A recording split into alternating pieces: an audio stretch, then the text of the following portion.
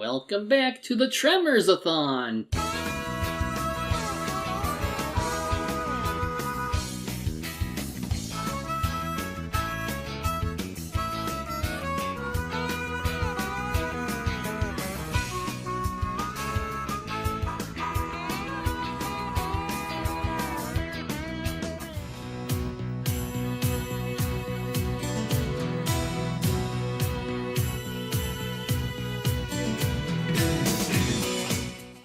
With the success of the first movie on home video, a script for a potential sequel was written in 1999, with MCA Universal taking a liking to it. It would bring back the creative leads of the first movie, now under their newly formed film company, Stampede Entertainment, and the return of certain actors and crew. However, complications arose regarding the budget. Originally, they were going to operate with a budget of $17 million and film it in Australia. Problem is, they couldn't get the bacon back. He and one other actor I'll bring up later, both were doing things at the time, and in Kevin Bacon's case, while he was interested in the script, he was sadly too busy doing Apollo 13. Then, because of how mediocre the box office grossing was for the first movie, and the lack of star power actors, interest was almost lost, and the film was nearly cancelled. They only managed to save it by cutting down on work rates, which even S.S. Wilson did by offering to direct for free, and even then, they only had a budget of $4 million to work with. Even with them using the same script they made, some things had to be scrapped and film locations changed. Filming took place in early 1994, and after numerous delays, the movie was released straight to home video. 2 years later. Sounds like the makings of something bad from personal experience, but could this movie still pull through despite these setbacks? Only one way to find out. This is Tremors 2 Aftershocks. We open on an oil field in Chiapas, Mexico.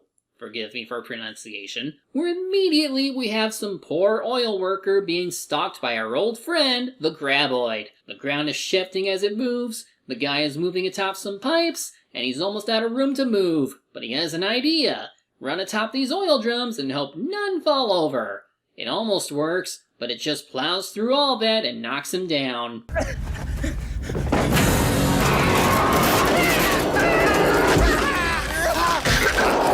Well, they're just cutting right to the chase and giving us the good stuff. Thankfully, our good old friends at Amalgamated Dynamics would return to do the practical creature effects. And similar to the first movie, they'd have a system in place to have their animatronic rise up from the ground. This time using both hydraulics and manpower to pull off having a guy being swallowed up by the giant worm. We cut over to Perfection Valley, Nevada, where we see the return of Earl Bassett, once again played by the late Fred Ward. You know it's been a few years since the last movie, since his hair has grown out, or because he wanted to have it that way when filming. Anyway, he seems to be wrangling something named Wildfire, who seems to be putting up one hell of a fight. Damn it. Now you and Susie are gonna make me some little birds, or I'm gonna take some barbecue sauce to both of you. Ostriches? Really now? He's then approached by this pair of characters. First there's Senor Carlos Ortega, played by Marcelo Tubert, who is involved with the Petramaya oil field, which we saw earlier. And then there's the taxi driver / replacement for Val, Grady Hoover, played by Christopher Garden. Ortega explains how large underground creatures were killing his workers. Graboids. Ah, I told you that's what they named them. You mean there's more of them? I'm starting to rule out the possibility of them being mutated through chemicals, or US government made. He wants Earl to hunt them since he knows about them, and because they already tried talking to Val and he already declined. Why? Val married a good woman. Why would he want to die? That's the movie's explanation for why we get no bacon for breakfast. Grady tries to convince Earl and... wait. A graboid arcade cabinet? You will be mine one day. Oh yes, you will be mine. Anyway, he tries saying the guy would pay him $50,000 per kill, yet Earl doesn't seem to listen. Grady then explains how he's a fan of his. I'm probably your biggest fan. That Reebok commercial with you guys running through the desert, so very cool. Yeah, apparently Earl was trying to make bank off their early success with some merchandising. But clearly he should have gotten a lawyer since he hasn't been getting any money. Instead, he blew it all on goddamn friends! What were you even doing with ostriches? Were you trying to break into the meat, leather, and oil market? No, seriously, that's apparently a thing in the US. He also keeps a pin-up of Miss October 1974 as a reminder to not keep chasing things he'll never get. But Grady convinces him that the Mexican army will give him anything to hunt those creatures, and that this is his big second chance. Thus, Earl agrees to the job, with Grady coming along because he really wants to work with Earl. I'll do anything you want. Carry luggage, make coffee. Well, maybe you will come in handy. Ha! When they're eating you, to give me a chance to get away. A fair reaction to a complete stranger who's also a fanboy. Off to Mexico they go, and you can tell they wanted Bacon back, given things like the rock, paper, scissors game, or I'm sorry. Scissors, rock, paper. 1, 2, 3. What's this? Scissors, cuts, paper. I win. They soon arrive at the Petromaya field office, where we meet one engineer worker named Pedro, played by Jose Rosario. We also learn that Senor Ortega is willing to double whatever payment they're offering if they can capture a live graboid. Earl's not happy at this suggestion, but it's too late to back out now. The army sent military-grade guns, dynamite, and other things we'll see soon enough. For now, it's time to meet our female lead for the movie, geologist Kate Riley, played by Helen Schaefer, who you may remember as the voice of Littlefoot's mother from The Land Before Time. However, the credits list her character as Kate White because of a leftover from the original script. Monster Hunters, I saw you on Good Morning America. And yet somehow he's still not famous and making money. Damn those lawyers. Senor Ortega takes his leave while Riley shows them around. We meet her assistant, Julio, played by Marco Hernandez, who says that they set up the seismographs in the area. Yes, I've seen you in the magazines. Oh, actually, I'm not the original guy. Again, it's clear who they meant. After that, Earl learns from Riley that so far they've lost 6 people, and they're the only ones left. It's also evident that she's his type, given how he eyes her ass like that, and how she eyes his. In any case, they determine where the graboids are situated, while Grady brings in a bunch of chains and cans. You might think he's being a dumbass, but he is right that it makes noise and that it can help lure the creatures. Julio also hooked up a monitor in their truck so they can keep track of where the graboids are in the immediate area. When asked why not just have the army show up, Grady says, Graboids, they got no eyes. They hunt by sound. Now, you make a noise, even a little footstep, they're gonna come after you. And we get a bunch of people running around. Graboid's gonna spread out all over the place. While this explanation was likely intended for Val, Grady can get away with this because he's set up as a fanboy who likely did his homework on the first movie's events. Something that, if you couldn't tell, is taken as fact since they clearly have the proof. You can't say it's made up. The boys set out, banter about what they'll do with the money, Riley, all that, then arrive at the supposed site where the graboids were. We're reminded of how graboids can't go through rock. These hills are alluvial. Oh, alluvial. Wait, but that's that little dingleberry in the back of your throat, right? Huh? Moving on, they execute the plan of luring any graboid they can with the cans and chain sounds, and sure enough, one appears on the radar. The two stop to pull out Earl's secret weapon, a remote-controlled monster truck with dynamite taped to its back. Quite the upgrade from throwing homemade pipe bombs with a lasso, huh? Because this time, he can just detonate right as soon as it gets eaten. 50 G's, baby! 50 G's! Oh. Looks like one of those guts came from the wrong direction. Boy, I really hope somebody got fired for that blunder. And then we get a little montage of them blowing worms up, and the truck magically being cleaned between kills. Gotta love the music though. And the gooiness in these kills is so satisfying. Oh, and I guess they do clean the truck between kills. Must be risky though. Time for lunch, but oops, one ate the radio they accidentally left on the ground. The movie certainly leans more into the humor this time around. Not a bad thing though, since a lot of the jokes are funny, like... Is that a coyote? Man, he better keep quiet. Yep. By this point, they've killed enough to make $300,000 worth. A piece. So wait, $300,000 apiece is $600,000. Grady, are you trying to get in on that graboid money? Earl is thinking of investing in small things, while Grady's thinking big. Grady Hoover's World of Natural Wonders. A theme park built around monsters? Why, that would never work. Grady stupidly steps on the ground right as the graboid that ate the radio shows up. It also ate part of the chain they were using, meaning they're going to go for a ride. They can't outpull it, and while Grady tries shooting it, the thing is pulling them straight toward a cliff.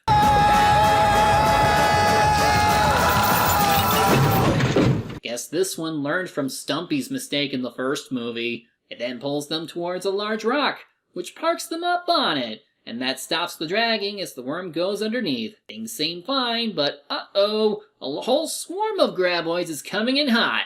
Looks like they're gonna need some help, and who better to do it than our other returning character from the first movie, Burt Gummer, played again by Michael Gross. How you and Heather doing? She's still visiting her sister. You know, she actually blames our problems on the collapse of the Soviet Union. Translation, they couldn't get Reba McEntire back because she was busy with her music tour at the time. But also, knowing the kind of paranoid conspiracy guy Burt is, she probably needed to get away from him for a while. So not only did he repair the hole in his rec room, but he also taxidermied the graboid who made the hole and mounted its head on the wall.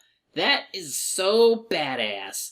Anyway, Earl tells him about the graboids down in Mexico, and he's interested. Riley studies something that resembles one of the spikes of the graboids. She believes it to be a fossil from the Precambrian times, making it the oldest life form on the planet. Damn. Always thought they're from outer space. Yeah, too bad we couldn't get a killer animal movie in space, like those other horror films set in space. The radar picks up something big, but turns out it's just Burt in his big ol' army truck. Obviously, the Mexican army gave it to him, along with a bunch of other items on his wish list, including Thermite, C4, TNT, high explosive, HE. And they just let you have all that.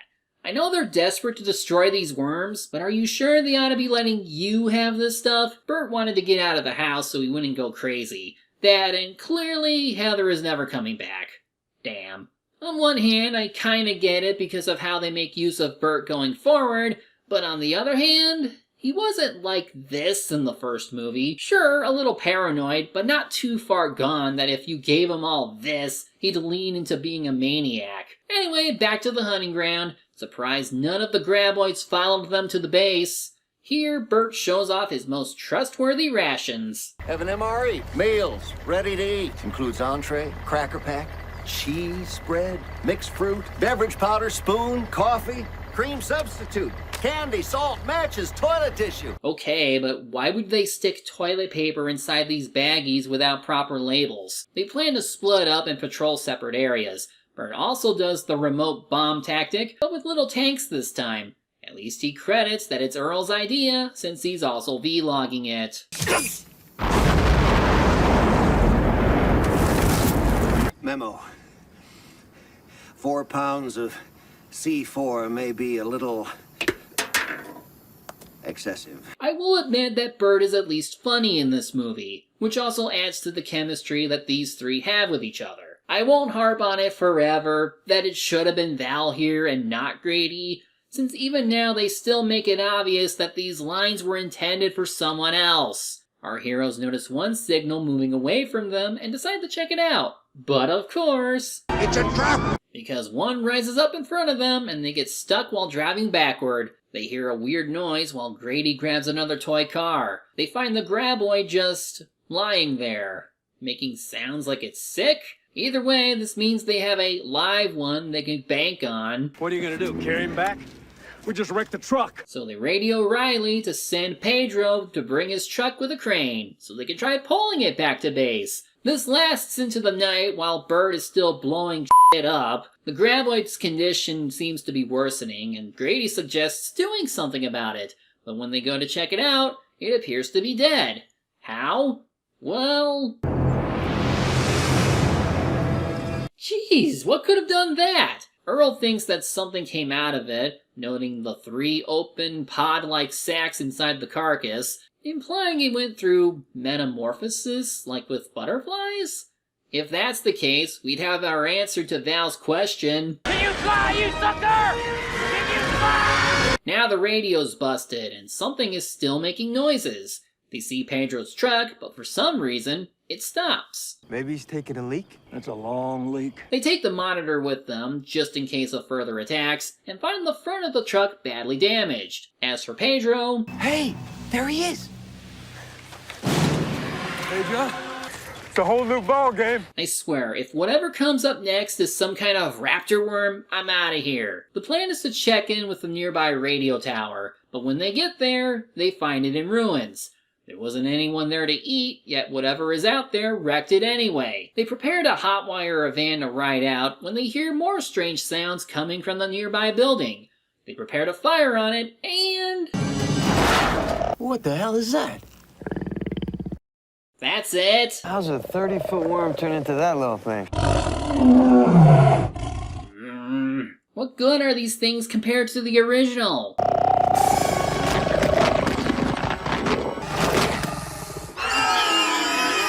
Okay, that's kinda scary, and I guess bullets aren't gonna hurt it that easily. We got him! We got it. Never mind. Damn it, even the worms were harder to kill. You know, it's kinda funny. While they do use practical effects when the thing is stationary, designed once again by Alec Gillis and Tom Woodruff, by the way, they would also use CGI for when it moves. Why is that funny? Because it's the same effects team that worked on Jurassic Park. That's right, Tippett Studio, founded by Phil Tippett and Jules Roman. They've done a lot of effects work since 1984 for movies like the RoboCop trilogy, Willow, Honey, I Shrunk the Kids, and Dragonheart. It's fitting that these new creatures, which are called shriekers, as they aren't named in the movie, would have a similar design to the raptors of Jurassic Park. And how they even killed Pedro is kinda like what happened with Ray Arnold. Grady thinks of taking the body with them, but more are starting to arrive, so they flee. Meanwhile, Burt has a run-in with the Shriekers too, and a jump cut seems to imply he might have been killed. Back at base, Riley is unable to contact anyone and gets a jump scare from Julio, telling her the radio's down. Well, that's not all that's going down. Ooh, nasty. Luckily, Earl and Grady come back and kill it. Good news, the worms are gone. Bad news, we've got Shriekers now. Worse news, they tore out the engine of their truck. Now, why would they do that? Can they be so smart? They must be descendants of Stumpy somehow. By their estimates, since there were 8 graboids left and they turned into 3 Shriekers each, there'd be 24 left, minus the 3 they've killed so far. And we can add a few more because Burt's back. Oh good, they didn't get him. I feel I was denied critical, need-to-know information. Well, he goes over in complete detail about what he did. It sounds epic if you actually listen to it, but here's the kicker that's worth showing. I am completely out of ammo. That's never happened to me before. Never ever? Must be quite a fight then. He did capture one of them, so now they can examine it. There's just something funny about actors pretending to carry a large animatronic like it's real. But uh-oh, I think you missed one. It grabs one of the MREs before we cut back to the others. They figure out that the things can't actually see or hear them. They can sense them through infrared with the heat sensors on their head. And when it screams, it gives off a lot of heat. The sound doesn't matter. I mean, they make noise, but they signal each other with their body heat. I do like this. It's a continuation of how the first movie made the characters learn about the creatures and what they can do, thus adding some mythos to their killer creatures. So this would explain why they went after the radio tower and the car engine, because they were giving off a lot of heat and were mistaken for food. You mean they've been acting so smart because they're so stupid? Makes sense to me. Grady feeds it some of Burt's MRE, it starts gagging, and it ends up vomiting.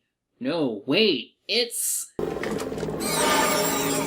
Aw, what a disgusting creature you made. And yeah, Riley exclaims that they're hermaphrodites, meaning they can breed independently. This is a problem since they can just keep multiplying if they eat enough food. And sure enough, more are coming in. Do something, Earl!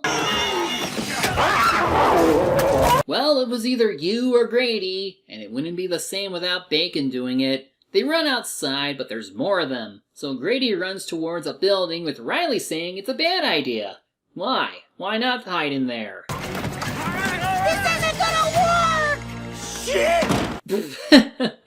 Okay, that was great. Ooh, the CGI does not age well when in the daylight. At this rate, they're sitting ducks. But Earl surmises that since they're blind and deaf, and seem to be unable to find them without their heat sensors, he tries using a door as a way to block out their heat signatures. And it works. Moving in pairs, they take a door and start heading to where Julio's truck is. Unfortunately, they find one right in front of a concrete wall where they need to head to, so it's time for Burt to show off the power of that gun he has. Awesome! Unfortunately, the 8-inch bullet he used was made specifically for maximum penetration, as he was originally hunting graboids, meaning that it penetrated several objects, including the engine of the truck. And when spotted, everyone has to scatter. Grady goes up a tower, Earl and Riley hide in the cantina, and Burt shamefully hides in a plow. Earl distracts them by boiling some clothes in hot water and hanging them outside. Now they can join Grady on the tower. We get a funny argument scene. Hey, Burt, are you sure you don't have any more bullets? Did you check all your pockets? As I lie here, I can't help but comment.